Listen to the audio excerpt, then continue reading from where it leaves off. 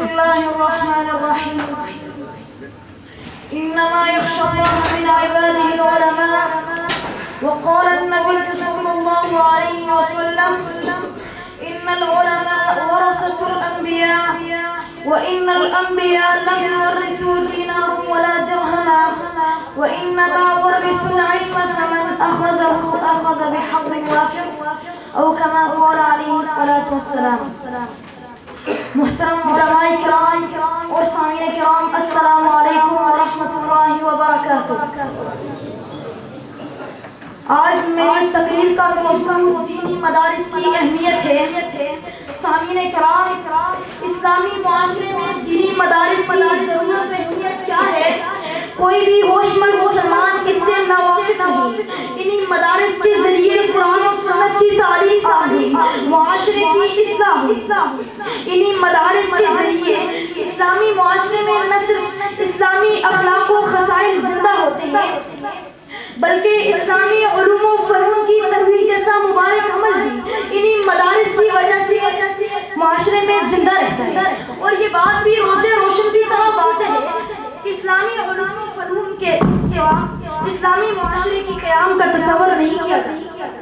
حقیقت یہ ہے کہ پوری دنیا خصوصاً برے صغیر پاک و ہند میں اسلام کی جو روشنی نمایاں نظر آتی ہے در حقیقت وہی مدارس کے مرہون محنت ہے. چنانچہ چھوٹے سے خستہ حال مدرسہ سے لے کر عظیم الشان تعمیر کی بڑی درسگاہیں، قرآن و حدیث کی تعلیم کا روح پرور منظر، بچوں کے قرآن سیکھنے، طلباء کے حدیث و فقہ پڑھنے کا منظر آپ کو یکساں نظر آئے گا. سامعین کرام، آج ان مدارس کے خلاف پروپیگنڈا زور و شور پر ہے. ان پر نغمہ اعتراضوں کی بھرمار ہے. اسلام کی اپنی دشمن یہود و ہنود اسلام کے ناموں کو مٹانے میں مصروف عمل ہے اور اسلامی احکام سے کوسوں دور نام نہاد مسلمان بھی ان کے دوست ہیں.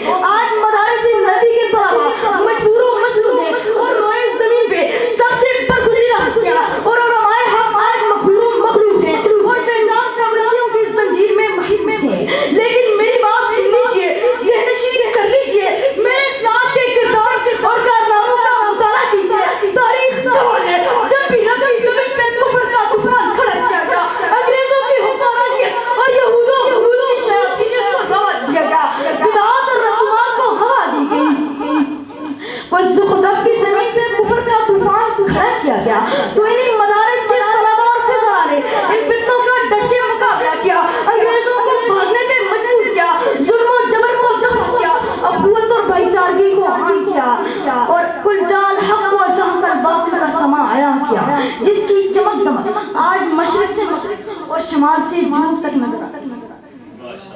سامعین کرام، شاعر مشرق مفکر پاکستان ڈاکٹر علامہ محمد اقبال کی کلندرانہ نگاہ کتنی حقیقت شناس جس کا اندازہ آپ ان کی اس تحریر سے بخوبی لگا سکتے ہیں جو انہوں نے مدارس کی اہمیت کے متعلق کی. فرمایا کہ مکتبوں کو انہی مدارس میں رہنے دو، غریب مسلمانوں کے بچوں کو انہی مدارس میں دو. اگر یہ ملا اور درویش نہ رہے تو جانتے ہو کیا ہوگا؟ جو کچھ ہوگا ہم نے اپنی آنکھوں سے دیکھ آیا ہوگا.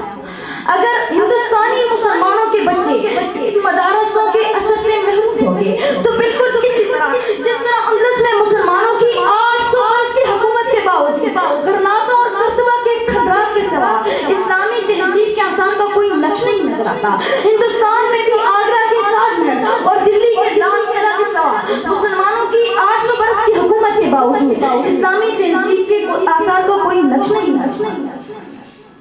شیخ الاسلام مولانا محمد مفتی تقی عثمانی نے لکھا ہے کہ کون نہیں جانتا کہ بغداد ہزاروں صدیوں تک علم و فنون کا محور مرکز رہا، لیکن آج اسلام دشمن عناصر وہاں دینی مدارس کو اسکولوں اور کالجوں میں تبدیل کر دیا جہاں مخلوط تعلیم رائج ہے، جہاں مرد اور عورتیں ایک ساتھ تعلیم حاصل کر رہے ہیں. ان کے اساتذہ کو یہ دیکھ کر پتہ لگانا مشکل ہوتا ہے کہ حالت تو کچھ یہ مسلمان بھی ہیں یا نہیں.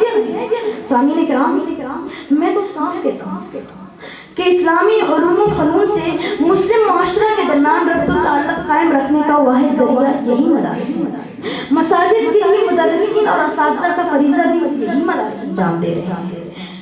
عوام الناس کو درپیش زندگی کے معاملات میں فقہی مسائل کے حل کے لیے دارالافتاء کا قیام اور اس کے لیے صاحب بصیرت مفتیاں مہیا کرنے کی ذمہ داری دینی مدارس نے سنبھالی ہے۔ چنانچہ تصنیف و تعلیف کا میدان ہو یا خانویہ کا صوفی نظام، انہی مدارس کے دامن سے یہ خوشبو رہی ہے۔ دعا ہے کہ اللہ تعالیٰ ہمیں ان مدارس سے استفادے کی توفیق عطا فرمائے۔